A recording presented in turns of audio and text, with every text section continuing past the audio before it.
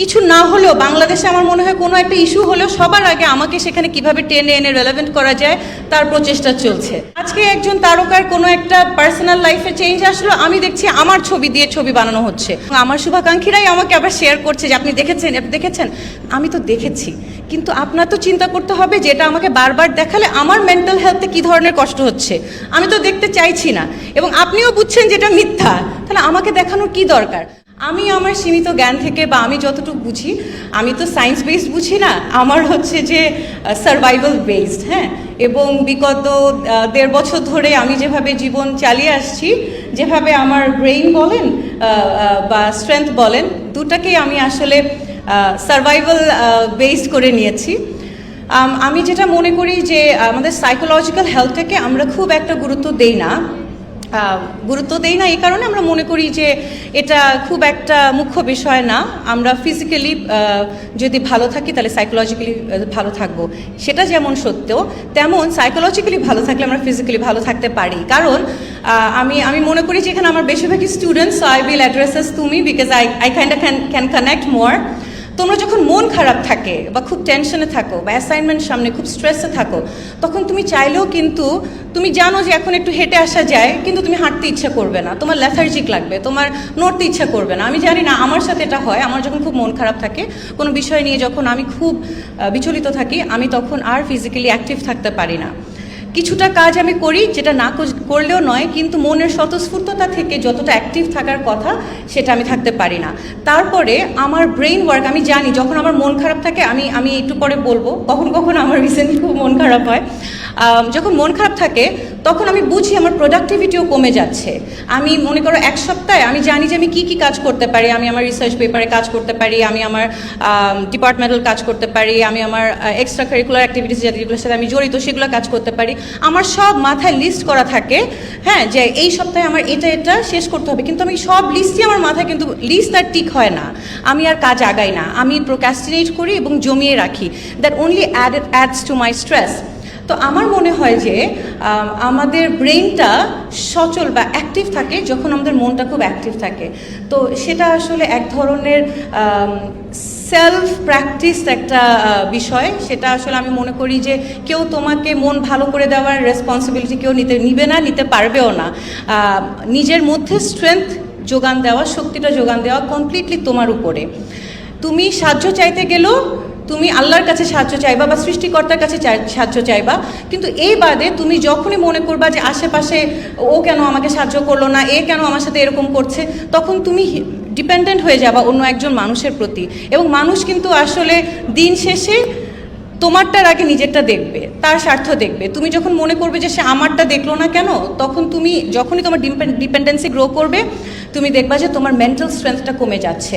Mental strength কমে গেলে তোমার ব্রেইন অ্যাক্টিভিটি কমে যাবে, কারণ তোমার কিছুই করতে ভালো লাগবে না, because you are dependent on somebody else feeding into that confidence in you. That dependency creates a lack of confidence, a lack of conviction, and something that you want to do with the help of others. যে ও এরকম করলে হয়তো আজকে আমার মন ভালো থাকলে আমি কাজটা শেষ করতে পারতাম। No, don't do that.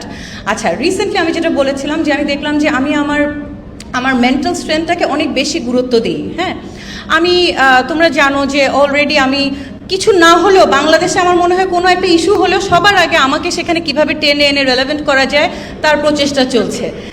It's not even relevant with me. আজকে একজন তারকার কোনো একটা পার্সোনাল লাইফে চেঞ্জ আসলো, আমি দেখছি আমার ছবি দিয়ে ছবি বানানো হচ্ছে। How is it relevant? তাই না? এই যে আমাকে নিয়ে যে ছবি বানানো, এবং আমার শুভাকাঙ্ক্ষীরাই আমাকে আবার শেয়ার করছে যে আপনি দেখেছেন। আমি তো দেখেছি, কিন্তু আপনার তো চিন্তা করতে হবে যে এটা আমাকে বারবার দেখালে আমার মেন্টাল হেলথে কী ধরনের কষ্ট হচ্ছে। আমি তো দেখতে চাইছি না, এবং আপনিও বুঝছেন যে এটা মিথ্যা, তাহলে আমাকে দেখানোর কী দরকার? তো এই একটা জিনিস আমি মনে করি যে আমরা সবাই একটু অনুশীলন করি, যে আমরা সবসময় নিজের মেন্টাল হেলথের কথা চিন্তা করি। আমরা চিন্তা করবো আমাদের অ্যাকশনস অন্যের মেন্টাল হেলথ কীভাবে ইম্প্যাক্ট করে। Is it necessary? Does it add to anything? Does it have value? আমি একটা কথা বলবো, সেটা কি দরকার? আমি একটা কাজ করব, সেটা করা কতটুকু প্রয়োজনীয়তা আছে? এটা মানুষটাকে কিভাবে ইম্প্যাক্ট করবে? আমরা হয়তো অনেক সময় অনেক রেগে গেলে যে কাউকে ঘুষি লাগাই দিই না, অনেক রাগ হয়েছে, বাট উই কন্ট্রোল। কিন্তু কটু কথা আমরা সাথে সাথে বলে ফেলি, আমরা তখন নিজেদেরকে হোল ব্যাক করি না, বিকজ উই ডোন্ট কেয়ার যে আমি যদি একটা খারাপ কথা বলি, একটা পিঞ্চ করে কথা বলি, বা ওকে একটু মানে হেয় প্রতিপন্ন করি উইথ মাই ওয়ার্ডস, এটা হয়তো আমি কেয়ার করছি না, কিন্তু ওইটা মানুষটাকে অনেক নেগেটিভলি ইম্প্যাক্ট করতে পারে। সো আমার আরেকটা পয়েন্ট হবে হচ্ছে নিজের মেন্টাল হেলথের পাশাপাশি আমরা আশেপাশের মানুষেরও মেন্টাল হেলথকে গুরুত্ব দিই, আমাদের কাজে, আমাদের কথায়।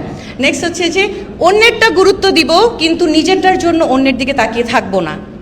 একটা হচ্ছে আমি আমারটা নিজের টেক কেয়ার করব, আমি অন্যেরটাও টেক কেয়ার করব, কিন্তু আমারটা কেউ টেক কেয়ার করবে কখন, করছে না কেন, কেন বুঝলো না, এটা আসলে আমি করব না। সো আমি আসলে যখন এরকম পোস্ট হয় আমার এগেনস্ট নেগেটিভ, আমি চিন্তা করি যে ঠিক আছে, ও করেছে, ওর জায়গা থেকে করেছে, should I be impacted by it? The moment I take it very seriously, আমি কিন্তু ডান ফর।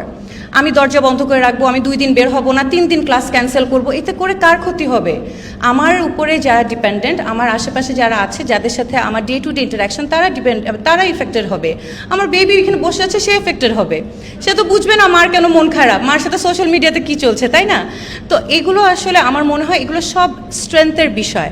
তোমার ব্রেইন দিন শেষে your physical activity is guided by your brain activity, right? And your brain activity is only sparked when you have that strength from within. So try to nurture that. দুইটা পয়েন্টে আমি যদি মনে করো যে কি ম্যাডাম কি বলতে চাইলো, দুইটা পয়েন্ট, একটা হচ্ছে নিজের মেন্টাল হেলথ ওর সাইকোলজিক্যাল হেলথের দায়িত্বভার অন্য কাউকে দেওয়া যাবে না, সেটা তোমার নিজের উপরে, নিজেকে সেই শক্তিটা যোগান দিতে হবে, আর সৃষ্টিকর্তার উপরে ডিপেন্ড করতে হবে যে আপনি আমাকে পথ দেখান, আপনি আমাকে বিপদ মুক্তি দেন। হ্যাঁ, আর আরেকটা হচ্ছে যে নিজেরটা করব, অন্যের থেকে আমি যদি এক্সপেক্ট না করি, কিন্তু অন্য তো আমার উপর এক্সপেক্ট করতেই পারে, তাই না?